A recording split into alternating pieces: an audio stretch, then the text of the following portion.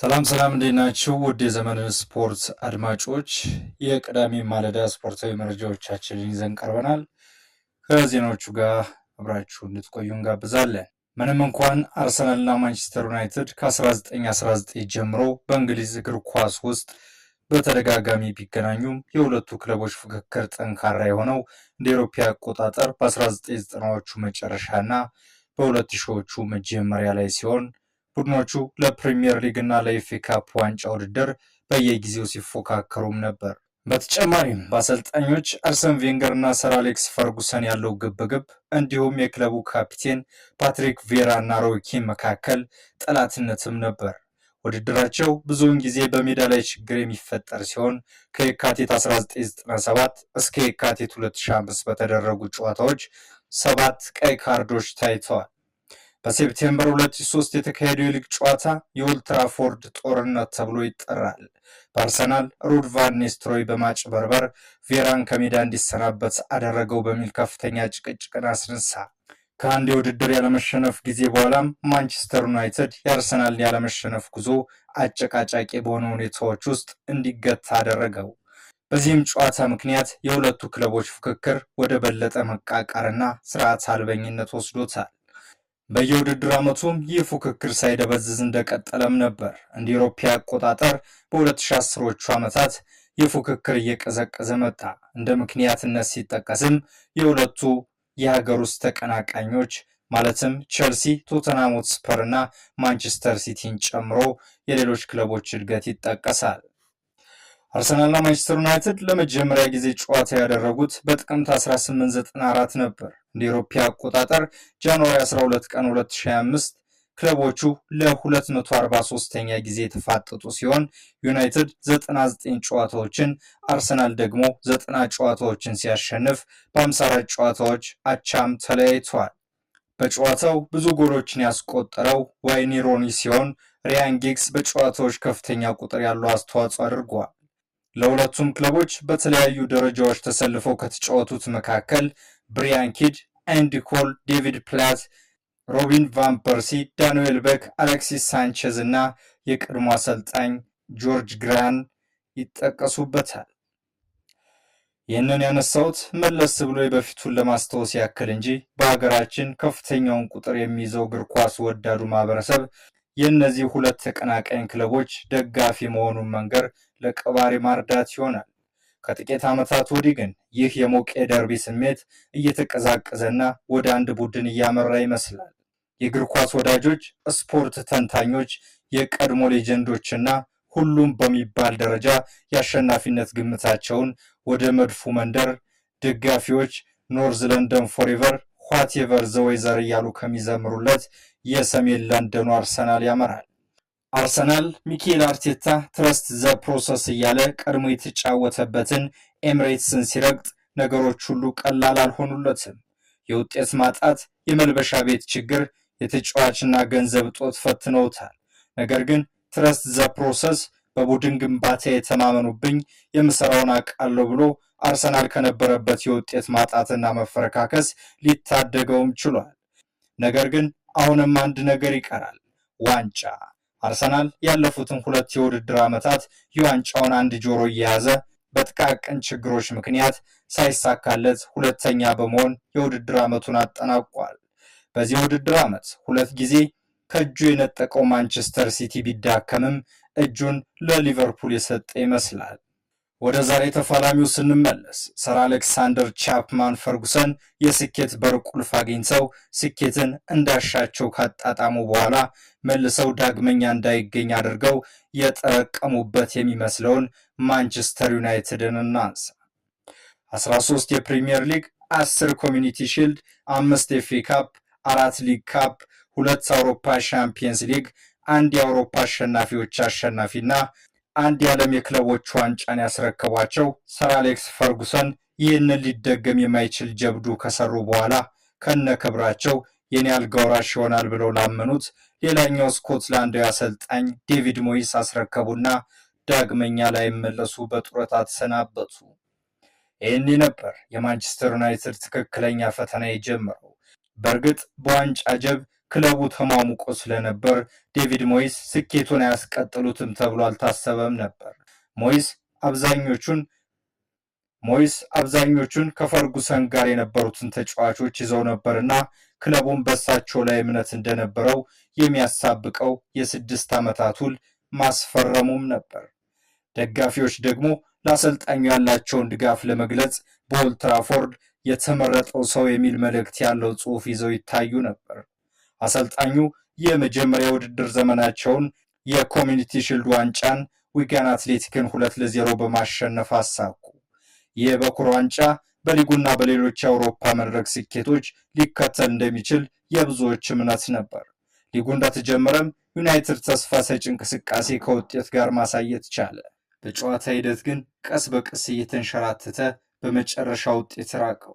በኤፍኤ ካፕ በሶስተኛው ዙር ሲሰናበት በሊግ ካፕ ካራቦ ካፕ ማለት ነው በግማሽ ፍጻሜ በሰንደርላንድ ተሸንፎ ከውድድሩ ውጭ ሆኗል።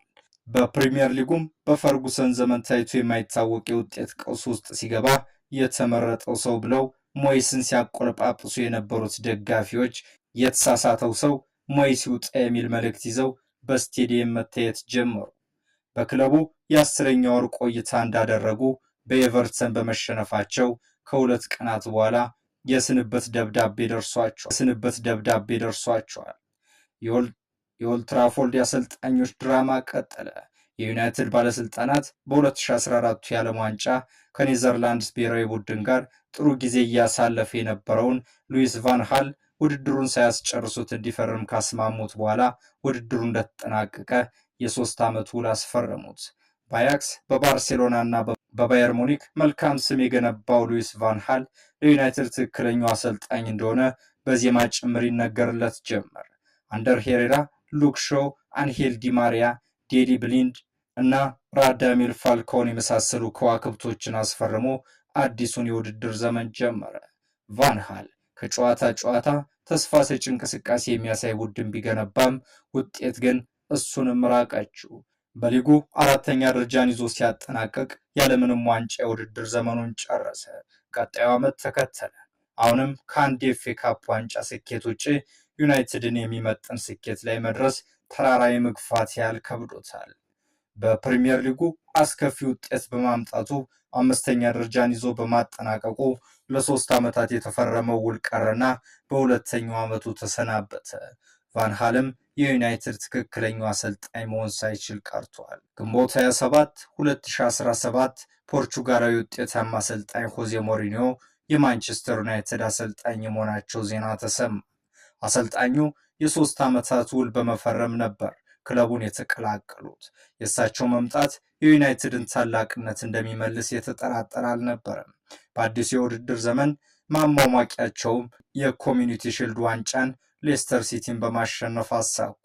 ሊጉና ሌሎች ውድድሮች እየጧጧፉ ሲመጡ ብዙም የሚያስተች ውጤት ቢያስመዘግቡም ፕሪሚየር ሊጉን ያጠናቀቁት 6ኛ ደረጃን በመቆናጠጥ ነበር። በኤፍኤ ካፑና በኤሮፓ ሊግ ግን ድል በመቀዳጀት የሁለትዮሽ ዋንጫን አሳክቷል። በቀጣይ የውድድር ዘመን እንደነ ሮሜሉ ሉካኩና ቪክቶር ሊንድሎፍ የመሳሰሉ ተጫዋቾችን በማከል ጠንክረው ቢቀርቡም እያንዳንዱ ውድድር ቀላል ሆኖ አልጠበቃቸውም። በአውሮፓ ሻምፒየንስ ሊግ ገና ከ16ቱ የጥሎ ማለፍ ውድድር ተሰናበቱ። ኤፍኤ ካፕና ካራባኦ ካፕ ዋንጫዎችን ማሳካት ተሳናቸው። በሊጉ ደግሞ በተቀናቃኛቸው ማንቸስተር ሲቲ በ19 ነጥብ ተበልጠው በሁለተኛነት አጠናቀዋል። ከማንቸስተር ጋር በ3ኛ የውድድር ዘመናቸው ጆዜ ሞሪኒሆ ይበልጥ አሽቆልቁለው ተገኙ። ቀስ በቀስ ውጤት እየራቃቸውም መጣ። ይባስ ብሎ ከክለቡ ወሳኝ ተጫዋቾች ጋር በመልበሻ ክፍል መጋጨት አዘወተሩ። ይህም በሂደት ለስንብት አብቅቷቸዋል። የእሳቸውን ስንብት ተከትሎ የቀድሞ የክለቡ ጀግና ኦሌ ጉናር ሶልሻየር ጊዜያዊ አሰልጣኝ ሆኖ ተሾመ። ሶልሻየር ከጨዋታ አስደናቂ ብቃት እያሳየ በማሸነፉ የ3 ዓመት ውል እንዲፈርም ተደረገ። የውድድር ዘመኑ ግን ያለምንም ዋንጫ ተጠናቀቀ። ሶልሻየር ውጤት ያመጣበታል ተብሎ በታመነበት በቀጣዩ የውድድር ዘመንም ስኬታማ ሳይሆን ቀርቷል። በ2020-21 የውድድር ዘመን ተከተለ። በቻምፒየንስ ሊግ የምድብ ማጣሪያው ማለፍ ተስኖት ወደ ኤሮፓ ሊግ ወረደ። በኤሮፓ ሊግ ደግሞ በፍጻሜው በስፔኑ ቪያሪያል በመለያ ምት ተሸንፎ ዋንጫውን ተነጥቋል። በፕሪሚየር ሊጉም ሆነ በሌሎች ውድድሮችም ድል ሳይቀናው ቀርቷል። ቀጣይ ውድድር ዘመን ተጨማሪ 3 ዓመታቱ ላራዝመው ቢቀጥልም ሊጉ በጀመረ በ4 ወራት ውስጥ በውጤት ማጣት ምክንያት ለስንብት በቅቷል። ከሶልሻየር ስንብት በኋላ ሌላኛው ዩናይትድ ጀግና ማይክል ካሪክ በጊዜያዊ ሞግዚትነት ተረከበ። ብዙም ሳይቆይ ጀርመናዊ ራልፍ ራኒክ ለ6 ወራት ክለቡን አሰለጠኑ። በዚህ ሁሉ ውጤት ሊመጣ አልቻለም። ዩናይትድ በ2022-23 የውድድር ዘመን ከአያክሱ ውጤታማ አሰልጣኝ ኤሪክ ቴን ሃግ ጋር ብቅ አለ። ቴን ሃግ ከአያክስ ጋር ስኬታማ ጊዜ በማሳለፋቸው ለዩናይትድ ትክክለኛው አሰልጣኝ ተደርገው ተወሰዱ።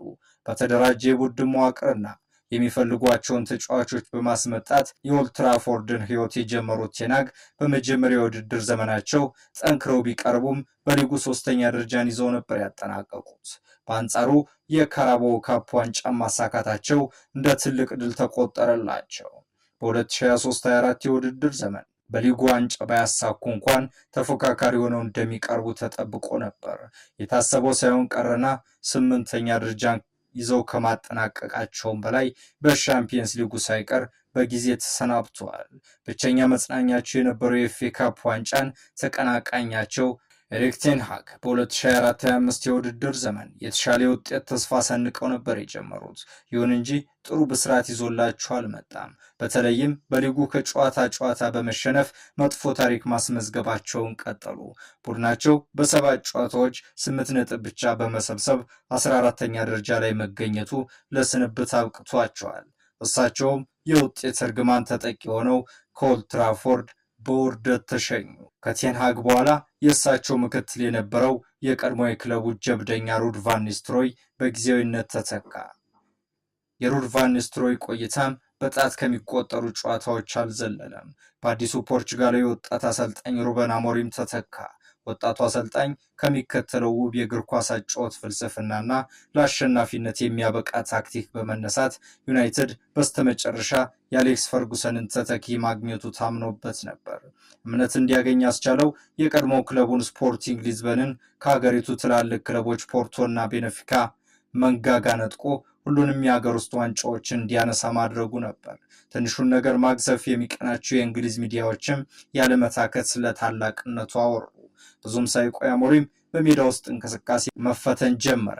አጀማመሩ መልካም ቢመስልም ጨዋታዎች እየበዙ ሲሄዱ የእሱም ስም በሽንፈት ምክንያት ማደፍ ጀመረ። ዩናይትድም ከሚያሸንፈው በላይ የሚሸነፋቸው ጨዋታዎች በእጅጉ በዙ። ከጨዋታ ሽንፈት የዩናይትድ መለያ እስኪመስል ድረስ ተከታተለበት። በዚህም ምክንያት ሩበን አሞሪም የአሰልጣኝነት ሕይወቴ መጥፎ ጊዜ ይሄ ነው ሲል ስሜቱን ሳይደብቅ በአደባባይ ተናግሯል። አሁንም የተለወጠ ነገር የለም። ዛሬ ደግሞ ከደረጃ ሰንጠረዡ ግርጌና ራስጌ ተቀምጠው ይፋለማሉ። ምን እንመለከት ይሆን? ትናንት በተደረጉ የእንግሊዝ ፕሪሚየር ሊግ ጨዋታዎች ቀን 9 ሰዓት ከ30 ላይ ዘንድሮ በውጤት ማጣት ከወልቭስ የተሸኙት ኑኖ ስፒሪቶ ሳንቶስ በኖቲንጋም ቤት ተሳካላቸው ይመስላሉ። ግራ የገባቸው ማንቸስተር ሲቲዎችን አስተናግደው በሆድሰን ኦዶይ የ83ኛ ደቂቃ ብቸኛ ጎል 1-0 አሸንፈዋል። የፔፕ ጋርዲዮላው ማንቸስተር ሲቲ ዘንድሮ በፕሪሚየር ሊጉ 9ኛ ሽንፈቱን ተከናንቧል። በሌላ ጨዋታ ብራይተን ፉልሃምን 2-1፣ ክሪስታል ፓላስ ኢፕስዊች ታውንን 1-0 እንዲሁም ሊቨርፑል ከመመራት ተነስቶ ሳውዛምፕተንን 3-1 አሸንፎ በ70 ነጥብ መሪነቱን ሲያስቀጥል፣ ምሽት በቀጠሉ ጨዋታዎች አስቶን ቪላ ተቸግሮም ቢሆን ብሬንትፎርድን ከሜዳ ውጭ